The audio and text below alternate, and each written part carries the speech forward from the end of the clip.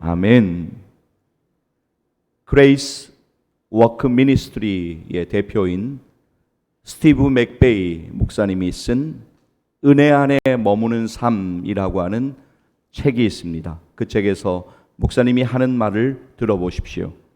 그리스도인다운 삶은 우리가 그렇게 살기로 결심한다고 살 수 있는 것이 아니라 그분의 생명이 우리의 삶 가운데 흘러가야만 가능한 것이다. 그렇습니다. 사랑하는 여러분, 우리들의 힘이나 우리들의 의지로 살아갈 수 없습니다. 우리들의 인생 가운데는 주님의 은혜가 반드시 필요합니다. 그분의 생명이, 그분의 능력이 우리 가운데 반드시 경험되어야만 합니다. 그렇다면 어떻게 우리를 주님의 은혜로 채울 수가 있을까요? 어떻게 하면 주님의 은혜를 경험할 수가 있을까요? 먼저 우리는 비워야 합니다. 채우기 전에 먼저 비우는 작업이 필요합니다. 무엇인가 가득 차 있는 그릇에는 아무것도 더하여서 채울 수가 없습니다. 여러분, 예수님의 비우심을 기억하셨으면 좋겠습니다. 말씀 우리 찾기를 원하는데요. 빌립보서 2장 7절입니다. 신약 320페이지입니다. 신약 320페이지 정도에 있습니다. 빌립보서 2장 7절에서 8절 말씀을 우리 함께 좀 찾도록 하겠습니다. 페이지를 왜 읽어주냐 이렇게 생각하지 마시고 그렇게 조금 찾는 데 도움이 되셨으면 좋겠습니다. 신약 320페이지 빌립보서 2장 7절에서 8절까지의 말씀입니다. 빌립보서 2장 7절에서 8절 우리 찾으신 분들 함께 좀 읽기를 원합니다. 이어서 읽습니다. 오히려 자기를 비워 종의 형체를 가지사 사람들과 같이 되셨고 사람의 모양으로 나타나사 자기를 낮추시고 죽기까지 복종하셨으니 곧 십자가에 죽으심이라. 아멘. 자, 예수님은 하나님과 동등됨을 취하지 아니하셨고 자신을 비워 종의 형체를 가지셨습니다. 완전하신 하나님이신 예수님이 이 땅에서 완전한 인간의 모습으로 사셨습니다. 그분은 인간의 모든 고통을 몸소 경험하셨습니다. 우리가 얼마나 지치는지, 우리가 얼마나 힘든지, 우리가 얼마나 연약하고 아픈지 주님은 온전히 알고 계십니다. 그러나 그분의 고난은 죄가 있어서 당하신 고난이 아닙니다. 우리가 맞아야 할 채찍을 대신 맞으시기 위하여 우리에게 구원의 은혜를 주시기 위하여서 십자가의 고난까지도 기쁨으로 감당하셨습니다. 여러분 기억하셔야 합니다. 우리의 인생에 주님의 은혜를 채우기 위해서는 먼저 비워야 합니다. 영원한 것을 위해 영원하지 않은 것을 버리고 영원한 것을 위해 영원하지 않은 것을 비우는 일은 결코 어리석은 일이 아닙니다. 짐 엘리엇 선교사님의 말을 들어보십시오. 잃어버려서는 안 되는 것을 얻기 위해 영원히 간직할 수 없는 것을 포기하는 자는 결코 어리석은 자가 아니다. 여러분, 앞을 좀 봐주시겠습니까? 저처럼 두 손을 꽉 쥐고 있으면 어떤 것도 받을 수가 없습니다. 손을 펼 때 무언가 받을 수 있는 것처럼 우리의 마음을 열어야 합니다. 정말 그렇습니다. 우리의 마음을 여는 것이 중요합니다. 놀라운 주님의 은혜를 경험하기 위해서 우리의 마음을 열고 주님께 나아가야 합니다. 괴테가 했던 말을 들어보십시오.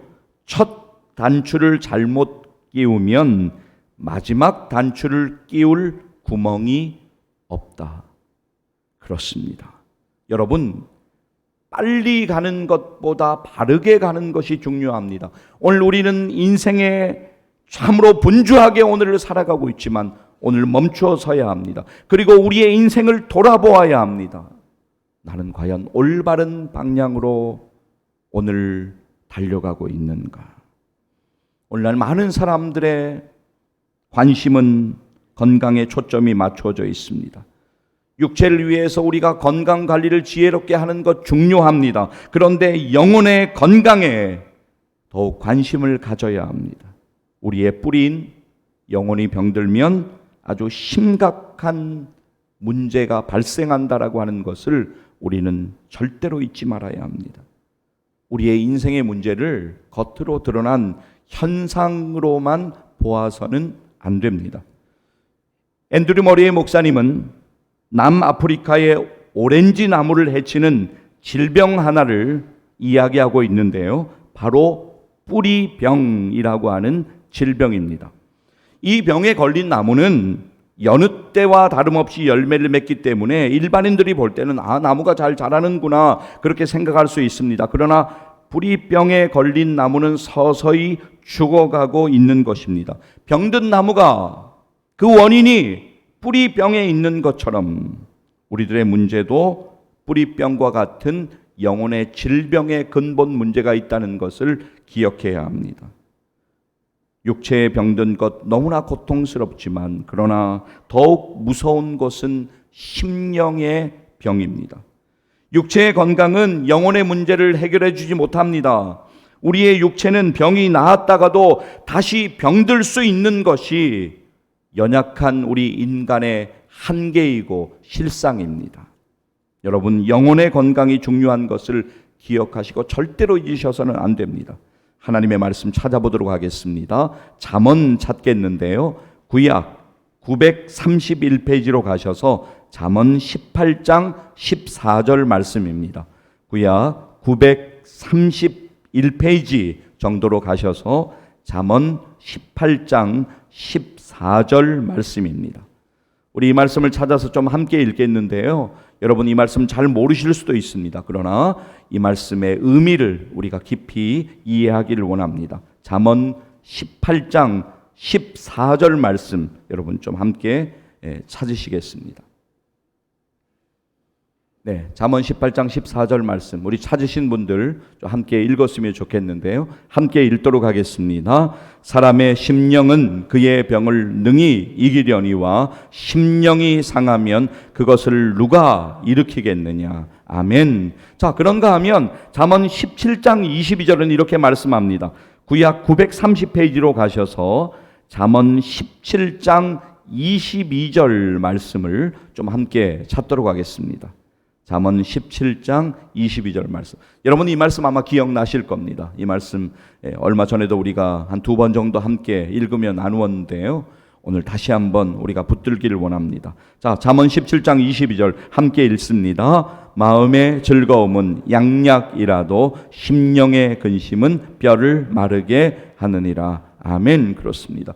여러분 오늘 우리에게는 우리의 영혼에는 예수님의 은혜가 간절히 필요합니다. 내 영혼의 주인인 예수 그리스도, 그분이 우리를 회복시키시는 우리의 영혼을 치료하시는 주님이십니다. 인생의 유일한 해답은 나의 죄를 위하여 나의 죄값을 대신 지불하시기 위하여 십자가에서 죽으셨다가 죽으신 지 3일 만에 다시 부활하신 예수 그리스도를 통해서만 하나님의 은혜를 경험할 수가 있는 것입니다. 우리는 예수님께 뿌리를 내려야 합니다. 예수님에게 뿌리를 내려야 합니다. 자, 신약으로 가셔서 말씀 골로새서를 찾겠는데요. 신약 326페이지입니다. 신약 326페이지입니다. 골로새서 2장으로 가겠습니다. 골로새서 2장 6절 그리고 7절 말씀인데요. 신약 326페이지입니다. 골로새서 2장 6절 그리고 7절 말씀입니다. 네, 신약 326페이지 정도에 있습니다. 자, 골로새서 2장 6절에서 7절. 여러분 이 말씀을 암송하시면 좋겠고 꼭 기억하셨으면 좋겠습니다. 그래서 여러분들 말씀을 우리가 많이 말씀을 어떤 양을 많이 접하는 거 그것도 틀리다고 이야기할 수 없지만 그것보다 훨씬 더 중요한 것은 한 말씀이라도 우리가 믿음으로 붙잡고 우리의 삶에 그 말씀이 적용되고 또 실천되는 것입니다. 자, 골로새서 2장 6절에서 7절 말씀 우리 함께 좀 읽도록 하겠습니다. 함께 읽습니다. 그러므로 너희가 그리스도 예수를 주로 받았으니 그 안에서 행하되 그 안에 뿌리를 박으며 세움을 받아 교훈을 받은 대로 믿음에 굳게 서서 감사함을 넘치게 하라. 할렐루야. 그렇습니다. 우리의 능력의 원천이신, 우리의 소망의 근원 되시는 예수님에게 우리가 뿌리를 내리고 거기에서 주님의 은혜, 거기에서 주님의 능력을 날마다 공급받아서 승리하는 그리스도인 되기를 간절히 소망합니다. 자, 오늘 우리의 본문 히브리서 4장 16절로 돌아가셔서 오늘 우리의 본문 보시면 때를 따라 돕는 은혜에 관하여 말씀하고 있습니다. 때를 따라에 해당하는 유카이론이라는 헬라어는 때를 잘 맞춘 적절한 시기라는 뜻을 가지고 있습니다.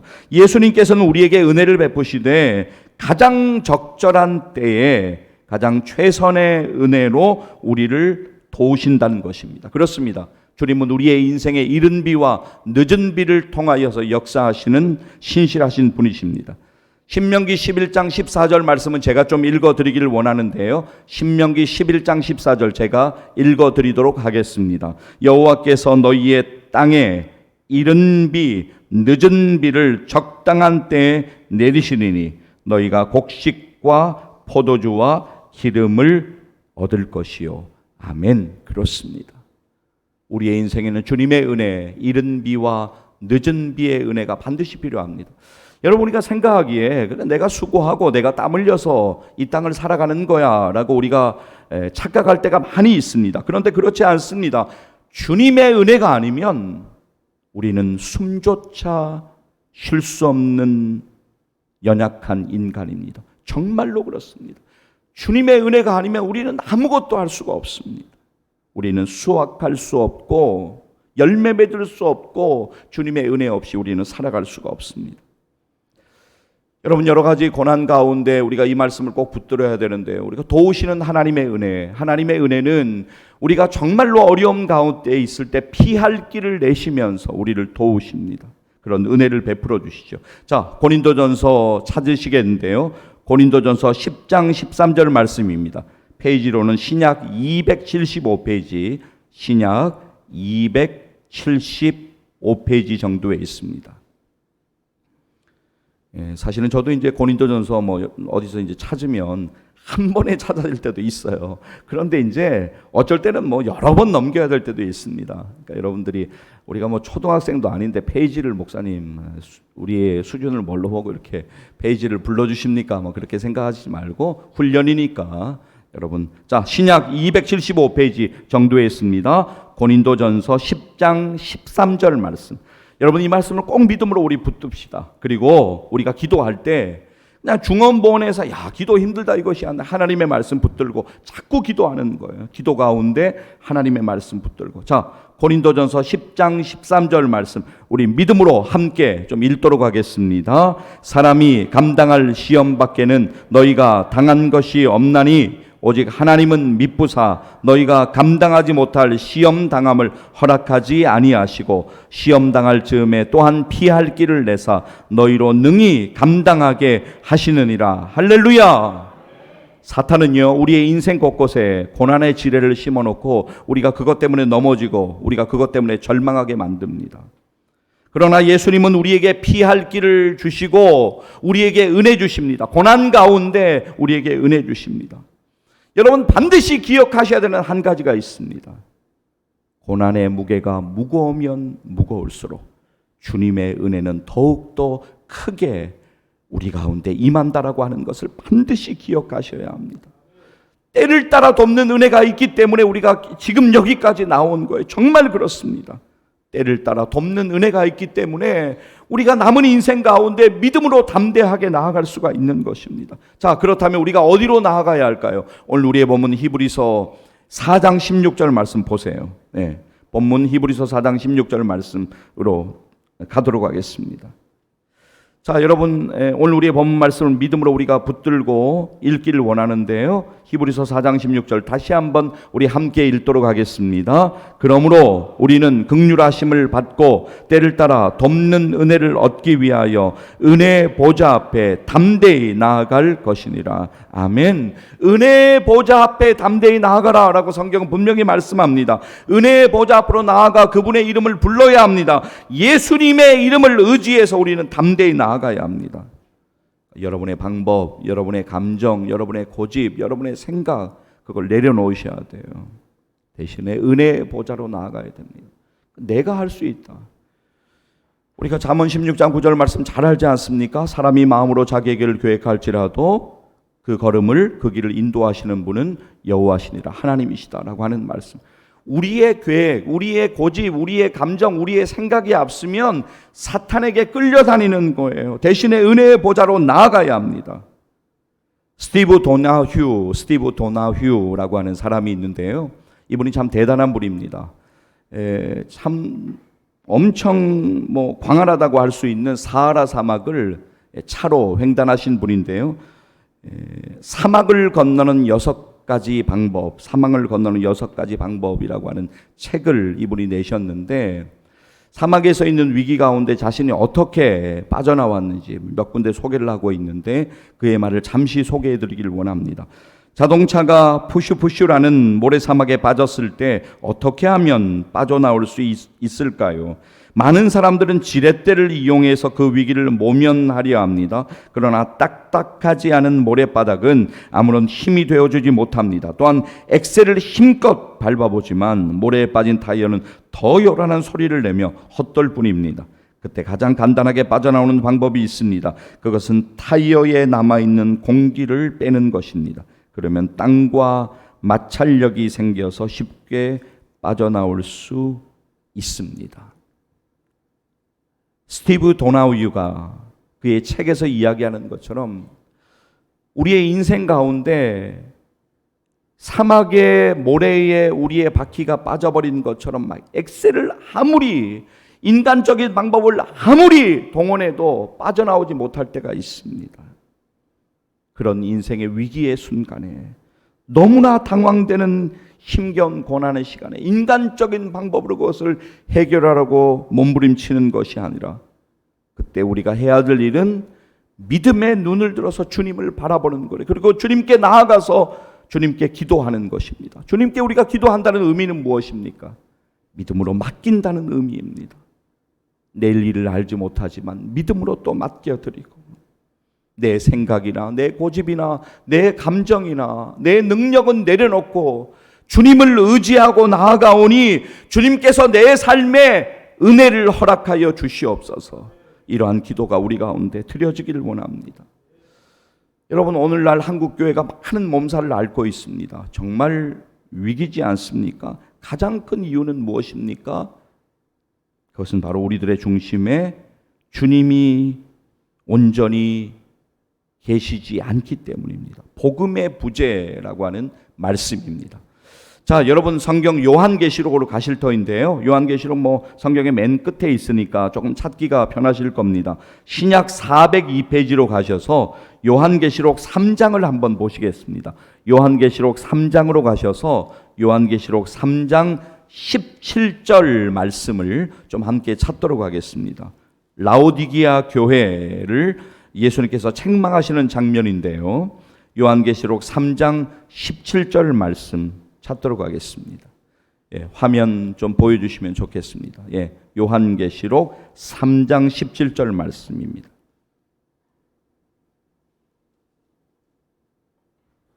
자, 예수님께서 라오디게아 교회를 책망하시는 말씀 우리가 같이 좀 읽겠는데요. 17절 함께 읽도록 하겠습니다.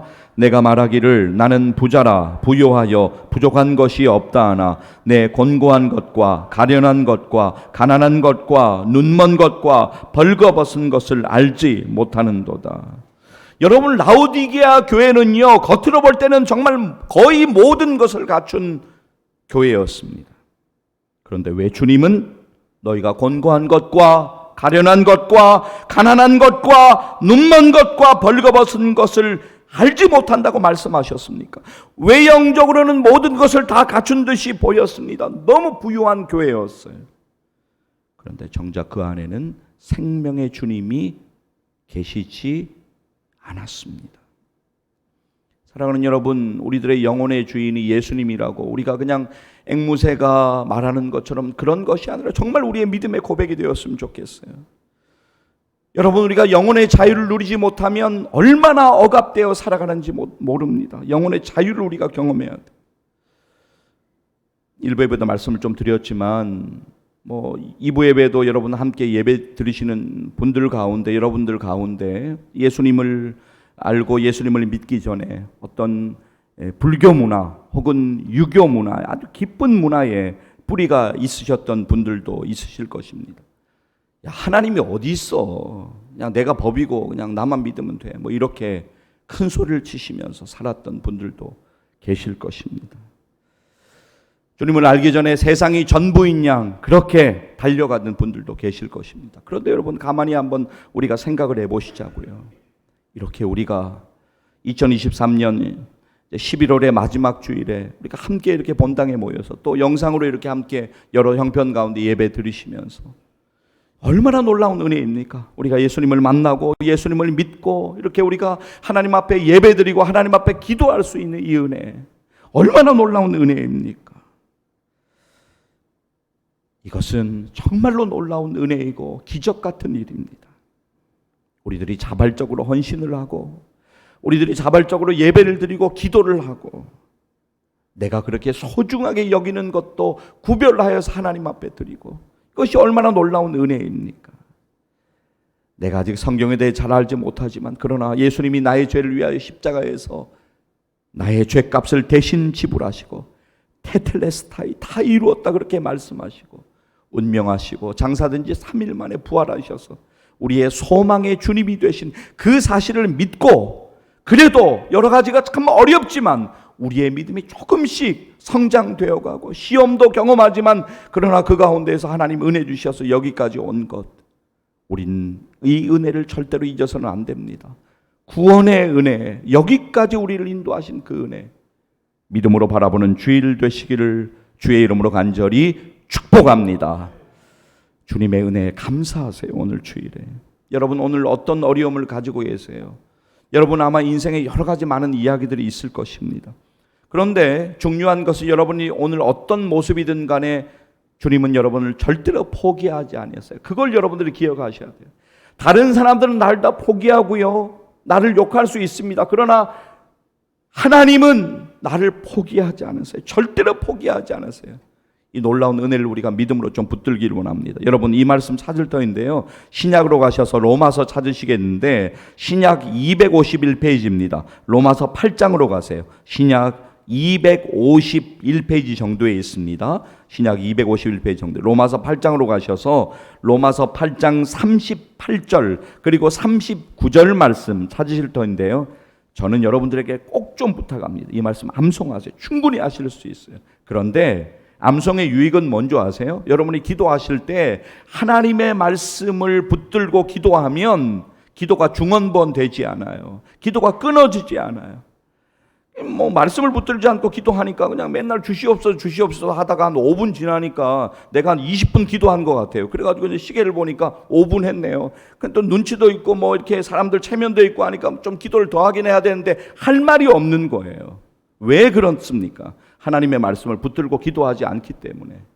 자, 여러분, 로마서 8장 38절에서 39절 말씀인데요, 더 읽었으면 좋겠지만 우선 이것만 읽겠습니다. 로마서 8장 38절 39절 말씀, 이 말씀 우리 믿음으로 붙들고 좀 읽기를 원합니다. 함께 읽습니다. 내가 확신하노니 사망이나 생명이나 천사들이나 권세자들이나 현재일이나 장래일이나 능력이나 높음이나 기쁨이나 다른 어떤 피조물이라도 우리를 우리 주 그리스도 예수 안에 있는 하나님의 사랑에서 끊을 수 없으리라. 할렐루야. 그렇습니다. 이 사랑을 우리가 믿음으로 확신해야 돼요. 오늘 주일에 스티브 맥베이 목사님 아까 이야기를 좀 드렸습니다. 그의 저서 은혜 안에 머무는 삶이라고 하는 그 책을 통해서 우리가 조금 전에 읽었던 이 로마서 8장 38절 39절 말씀, 자기가 은혜 받은 것을 이렇게 좀 적었습니다. 제가 그대로 읽어드리도록 하겠습니다. 사실이다. 어떠한 것도 우리를 하나님의 사랑에서 끊을 수가 없다. 내가 확신하노니 칭얼대는 것도 토라지는 것도 불신도 과거에 했던 행동들도 장래할 행동들도 영적인 성실함이 부족해도 어떠한 형태의 실패도 우리를 우리 주 예수 그리스도 안에 있는 하나님의 사랑에서 끊을 수 없으리라. 그렇습니다. 절대로 끊을 수 없습니다. 여러분 우리가 마트 같은 데 가면 아직도 이제 뭐 다람쥐를 팔기도 하고 그러니까 그렇게 이제 뭐 볼 수가 있는데 다람쥐가 막 쳇바퀴를 도는 모습을 여러분들 보신 적이 있으신지 모르겠어요. 다람쥐가 막 쳇바퀴를 돌잖아요. 다람쥐가 쳇바퀴를 도는데 우리가 우리의 믿음 생활이 종교 생활이 되면 안 돼요. 그러면 이제 쳇바퀴를 도는 것처럼 뭔가는 계속 하는 것 같은데 우리의 믿음이 성장하지 않아요. 거기에 갇혀 있으면 안 돼요. 과감하게 쳇바퀴에서 빠져나와야 돼요. 그래서 우리가 해야 될 일 예수님께로 나와야 돼요. 은혜의 근원 되시는 주님께로 나와야 됩니다. 그래서 주님을 믿음으로 바라보아야 돼요. 진짜로 의지해야 됩니다. 인간의 생각을 넘어서는 은혜, 그 은혜로 우리를 도와주시고 인도해 주실 것을 믿습니다. 여러분 송명희 시인 아실 거예요. 송명희 시인 사실은 이제 작년에 60세 생일 잔치를 하셨는데 이분이 1963년도에 태어나셨으니까 지금 한국 나이로 하면 지금 이제 조금 날짜 계산이 바뀌어 해서 대략 60세 정도가 지금 되셨습니다. 송명희 시인이 이제 태어났을 때 의사가 손해를 잘못 건드렸어요. 그러니까 이제 신체의 움직임을 조절하는 손해를 잘못 건드리는 바람에 이분이 평생 뇌성마비 장애를 안고 살아가게 되었습니다. 어릴 때 송명희 시인의 집이 너무너무 가난하셨대요. 그러니까 7살 때까지 제대로 우유를 제대로 먹지를 못하고 자랐고 또 뇌성마비가 이렇게 장애가 깊었기 때문에 10살 정도 되어서 겨우 숟가락을 들 수 있는 그런 상황이 되었습니다. 너무너무 모든 것이 절망스러운 거예요. 그래서 사춘기 때 자신 스스로 자신의 목숨을 끊으려고 여러 번 시도를 하기도 했습니다. 그런데 17살에 하나님께서 극적으로 그를 하나님께로 인도하셨어요. 친구를 통해서 또 부모님을 따라서 교회로 나가게 되었는데 마음 가운데 그런 마음이 들더랍니다. 내가 죽을 때 죽더라도 하나님은 꼭 한번 만나보고 죽어야 되겠다. 그런 마음이 들더래요. 하나님께 간절히 기도합니다. 하루에 몇 시간씩 정말 막 뒤틀리는 몸을 붙들고 기도를 해요. 하나님의 이름을 부르며 기도합니다. 마침내 영혼의 주인이신 주님을 만나게 되었고 그의 영혼 가운데 한 줄기 빛이 비치기 시작합니다. 육체의 자유는 없습니다. 지금도 육체의 자유는 없었지만 영혼의 자유를 얻고 자유함을 누렸어요. 당시에 예수님을 믿고 영혼의 자유함을 누리면서 거듭난 인생을 살기 시작했던 송명희 시인이 몸이 뒤틀리는 가운데 힘겹게 시 한 편을 써내려갔습니다. 이 시가 이제 우리가 찬양으로 불려지기도 하는데 오늘은 시 전문을 그냥 그대로 좀 읽어 드리길 원합니다. 송명희 시인의 제목은 나라고 하는 제목의 시입니다. 나 가진 재물 없으나, 나 남이 가진 지식 없으나, 나 남에게 있는 건강 있지 않으나, 나 남이 없는 것 있으니, 나 남이 못 본 것을 보았고, 나 남이 듣지 못한 음성 들었고, 나 남이 받지 못한 사랑 받았고, 나 남이 모르는 것 깨달았네. 공평하신 하나님이 나 남이 가진 건 나 없지만 공평하신 하나님이 나 남이 없는 것 같게 하셨네. 사랑하는 여러분, 예수님께로 나오셔야 돼요.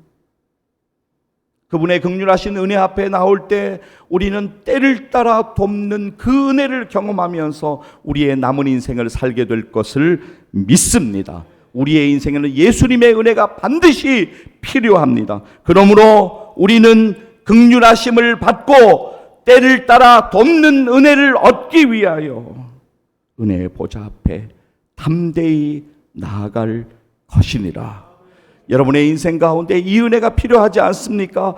때를 따라 돕는 은혜, 그 은혜 얻기 위하여, 그 은혜로 살아가기 위하여 날마다 분주함 속에서도 피곤함 속에서도 주님의 은혜의 보좌 앞으로 예수 그리스도의 보혈의 은혜에 의지하여 담대하게 나와서 은혜를 누리는 우리 모두 되어지기를 주의 이름으로 간절히 축복합니다. 기도하시겠습니다. 여러분, 때를 따라 돕는 은혜를 구하며 이 시간 기도하겠습니다.